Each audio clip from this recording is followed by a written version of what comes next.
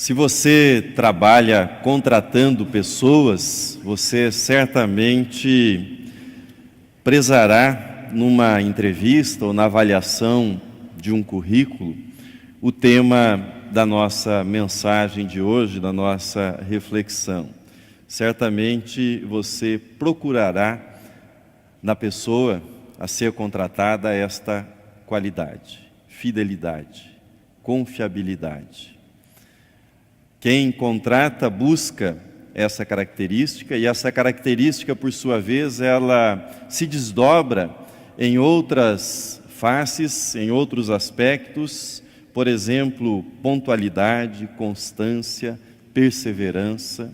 Isso faz com que aquele que contrata, e faz também com que aquele que é entrevistado, aquele que busca uma vaga, procure evidenciar tais qualidades no seu currículo, tais qualidades no seu trabalho. Afinal de contas, quem contrata quer um trabalhador que seja pontual, que seja constante, que seja perseverante, alguém que seja confiável. John Maxwell observa que um manual de combate do Corpo de Fuzileiros Navais, nas instruções sobre como cavar uma trincheira, traz a seguinte orientação: quando você for cavar uma trincheira, cave esta trincheira num tamanho que seja suficiente para uma segunda pessoa. Afinal de contas, duas pessoas numa trincheira têm um poder maior de resistência e podem proteger-se mutuamente. Portanto, nunca cave uma trincheira na qual caiba somente uma pessoa, um soldado. Isso fala muito sobre fidelidade. Fidelidade é ter alguém que aceite estar ao seu lado na trincheira. Fidelidade é ter alguém que você confie que lhe dará apoio em todas as circunstâncias da sua vida. Hoje, a nossa mensagem sobre o fruto do Espírito Santo na vida do cristão, a nossa mensagem é sobre a fidelidade, sobre esse aspecto da ação do Espírito Santo na vida do cristão. Lembro vocês que no mês de abril nós tratamos do tema traição e fidelidade. Fizemos isso pela via negativa, examinando o exemplo de Judas Iscariotes, ou seja, a falha, a traição, a infidelidade de Judas Iscariotes. Mas a proposta de hoje é positiva, que nós olhemos para o tema da fidelidade e façamos isso sob a perspectiva da ação do Espírito Santo, daquilo que o Espírito Santo faz na vida de um cristão, ao habitar a vida do cristão e ao produzir esse fruto tão importante da sua presença na vida do cristão. Fidelidade significa observar com coerência uma prioridade. Ter uma prioridade e observá-la com coerência. Mas fidelidade significa também praticar ações com regularidade, manter determinadas ações regulares e estar disposto ou disposta a realizar sacrifícios pessoais em favor dos compromissos e das convicções que foram assumidas. Isto é fidelidade, ou seja, eu tenho uma prioridade, eu estou empenhado com regularidade no cumprimento dessa prioridade e estou disposto a realizar sacrifícios, a pagar um preço por essas escolhas e compromissos que assumi na minha vida. A fidelidade, ela está na base do próprio ser de Deus, da própria pessoa de Deus, e é reiterada na revelação a respeito de quem é Deus, revelação essa registrada nas Escrituras. Apenas um texto para nossa ilustração, extraído dos Salmos, ele está na tela. Ó Senhor, Deus dos exércitos, quem é poderoso como Tu, Senhor? E a segunda afirmação, Tu és totalmente fiel. Deus é sempre fiel. Deus é sempre confiável. Os seres humanos mudam, os seres humanos falham e fracassam nos seus propósitos e intenções. Por melhores que sejam esses propósitos, por mais bem intencionados que sejamos no estabelecimento desses propósitos, nós falhamos nos nossos propósitos.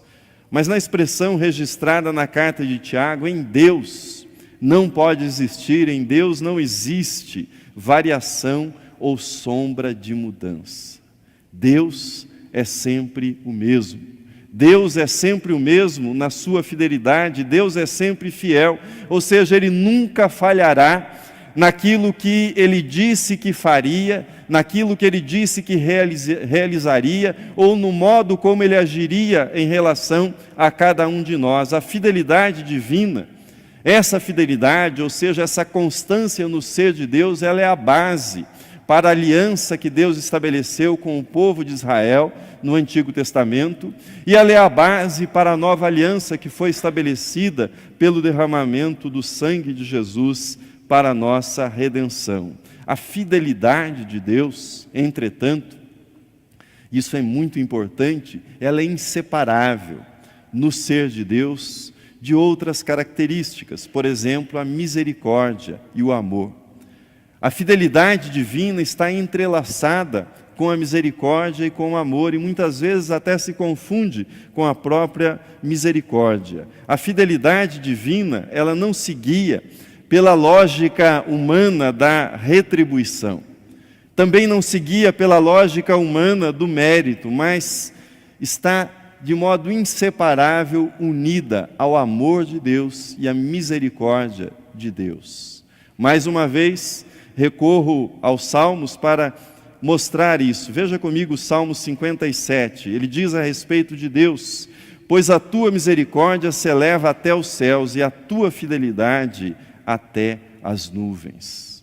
É essa convicção, é essa experiência que Deus é sempre fiel, que está na base do convite do salmista para que louvemos a Deus, para que exaltemos a Deus pela sua fidelidade eterna. Mas mais do que isso, está na base daquilo que o salmista chama, ou para que o salmista chama a nossa atenção, que é a oportunidade que temos de clamar a Deus, de buscar a presença de Deus, de recorrermos a Ele, porque Ele é fiel, Ele nos ouvirá, Ele nos socorrerá, Ele não mudará a sua palavra em relação a nós e as suas promessas dirigidas a nós, seus filhos. Se a fidelidade é tão marcante no relacionamento de Deus com o seu povo, conosco, é de se esperar que quanto mais existir do Espírito Santo na nossa vida, mais haverá também dessa característica divina em nós, seres humanos. Ou seja, quanto mais existir, quanto maior for a presença do Espírito Santo em você, mais você desenvolverá esse aspecto que pertence ao ser de Deus, ou seja, a fidelidade. Quero compartilhar com vocês algumas características ou desdobramentos do que significa a fidelidade ou ser fiel. Em primeiro lugar, prioridade. O Antigo Testamento, ele tem algumas cenas, e poderia utilizar várias, mas vou mencionar duas que são bem conhecidas, que demonstram claramente o que significa prioridade na vida do cristão. A primeira cena que trago à nossa memória é extraída do livro de Josué. Ele havia feito a distribuição da terra para o povo de Deus, a terra prometida. Ele havia exortado o povo de Deus que observassem a lei. Ele havia abençoado o povo de Deus, ele já estava bem avançado em idade, a sua morte se aproximava, mas ele percebia que o povo de Deus ainda não havia estabelecido com firmeza, com fidelidade a adoração, a exclusividade de Deus. Deus não era ainda uma prioridade para o povo de Israel. Veja como Josué, então, no final do livro, alertou o povo para que estabelecesse uma prioridade. O texto está na projeção.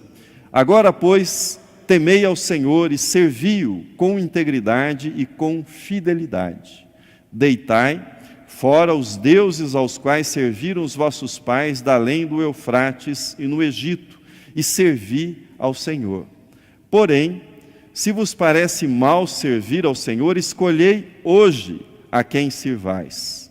Se aos deuses a quem serviram vossos pais, que estavam da além do Eufrates, ou aos deuses dos amorreus em cuja terra habitais. Eu e a minha casa serviremos ao Senhor.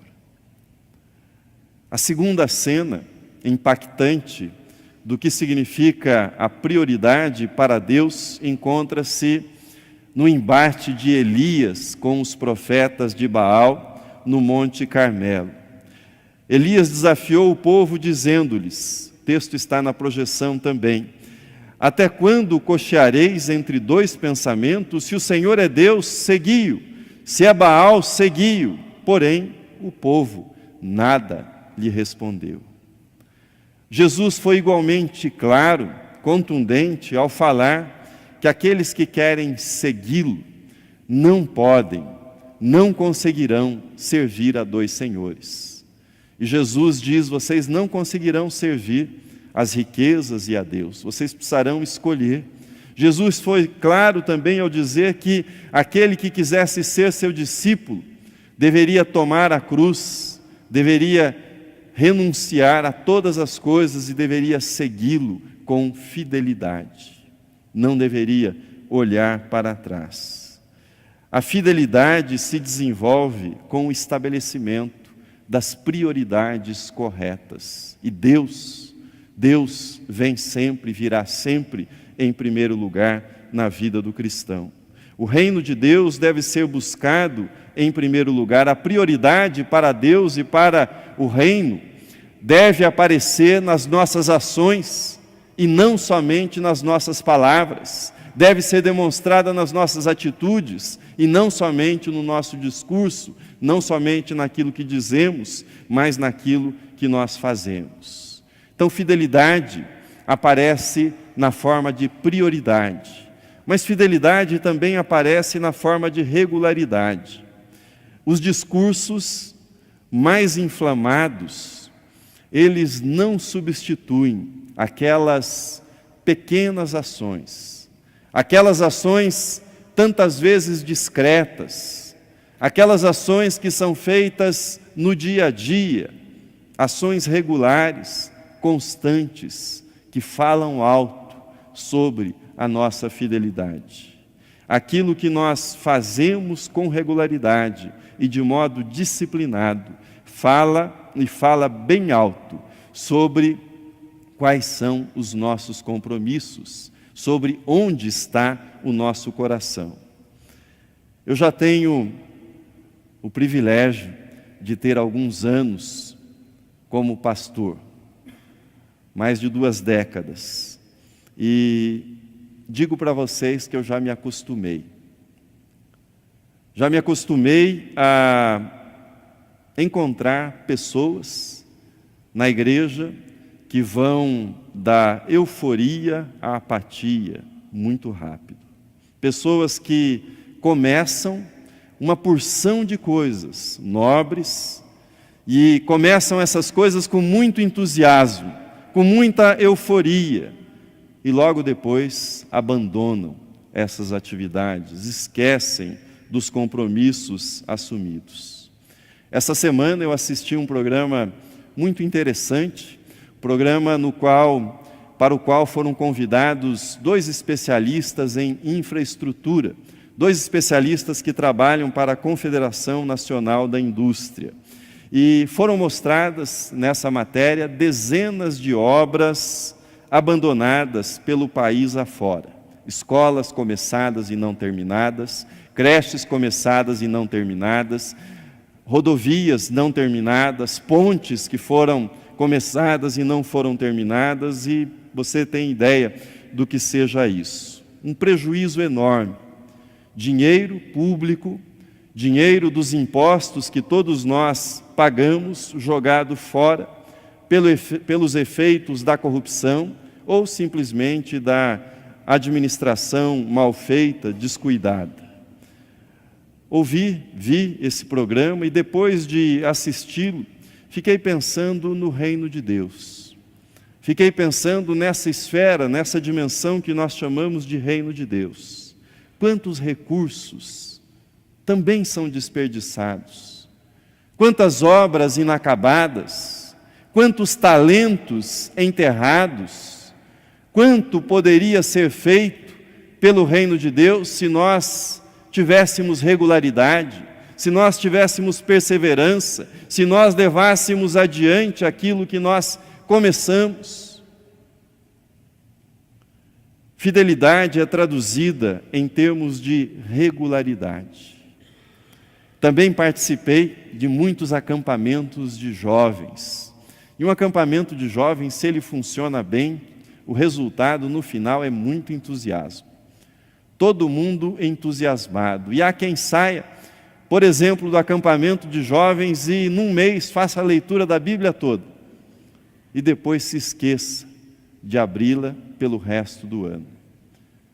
Esse é só um exemplo de como nós podemos nos entusiasmar na nossa vida cristã e num determinado momento dedicarmos um esforço, uma energia que não tem prosseguimento, que não tem continuidade e que, portanto, não produz aquilo que poderia produzir na vida do cristão.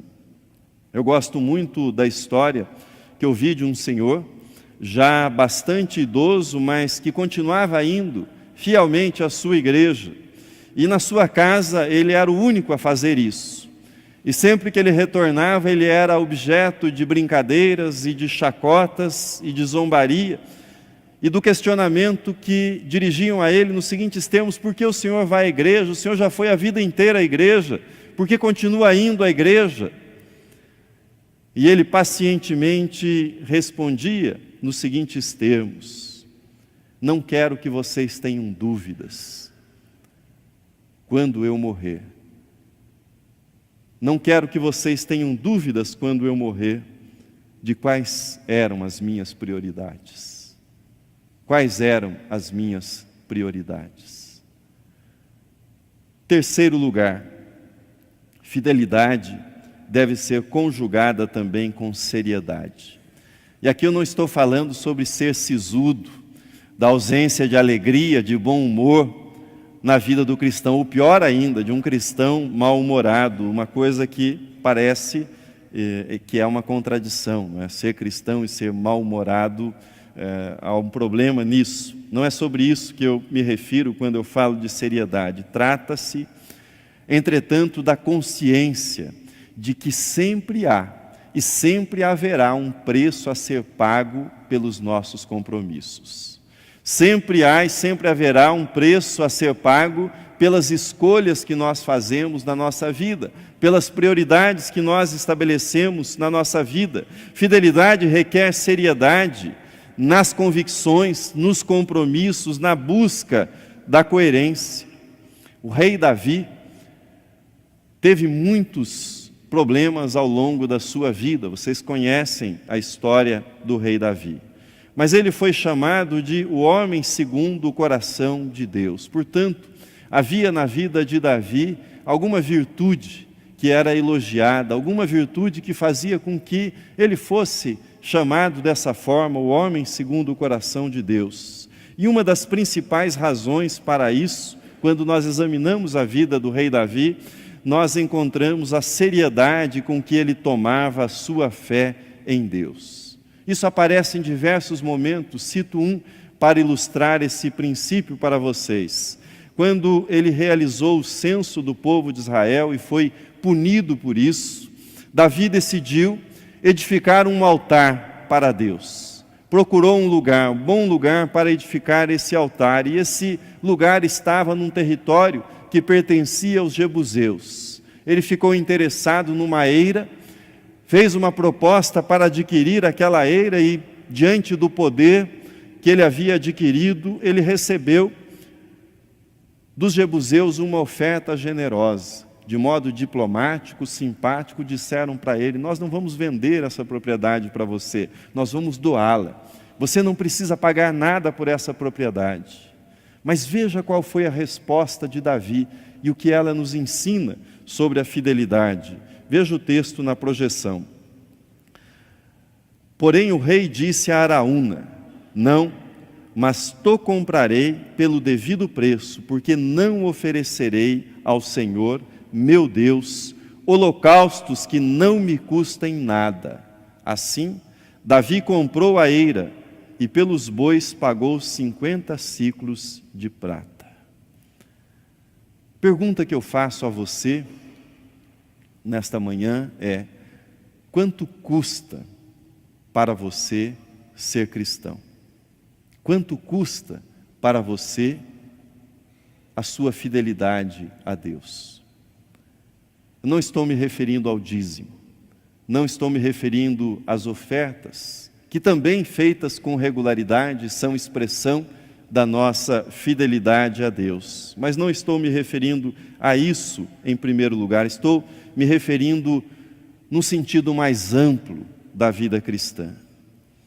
Seriedade significa consciência do preço que nós pagamos pelos compromissos que nós assumimos com Deus na nossa vida. Isto é seriedade nessa perspectiva da fidelidade. Veja comigo o que Paulo escreveu para o jovem Timóteo. Ele diz: ora, todos quantos querem viver piedosamente em Cristo Jesus serão perseguidos. Tomar a fé com seriedade significa ter consciência que você terá que fazer algum tipo de sacrifício.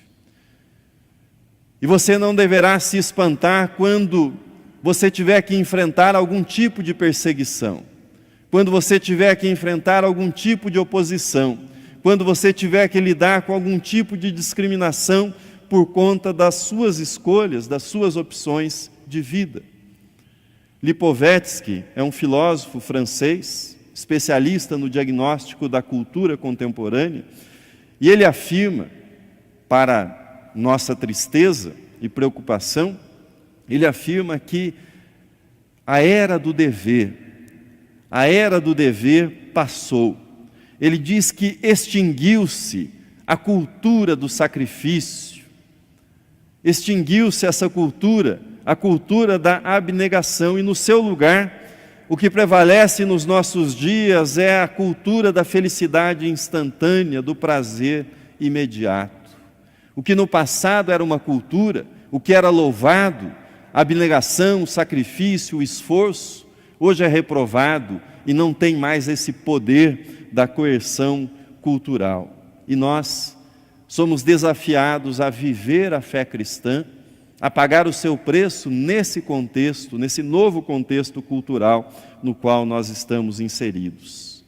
A seriedade da fé não se revela apenas na consciência do preço a ser pago pela fidelidade a Cristo e ao Evangelho. Essa seriedade, ela revela-se também no alcance da nossa confiança e da nossa esperança nas promessas de Deus. E aqui chego então ao texto que nós lemos na abertura da nossa meditação, texto dirigido à igreja de Esmirna, que assim diz: sê fiel até a morte, dar-te-ei a coroa da vida.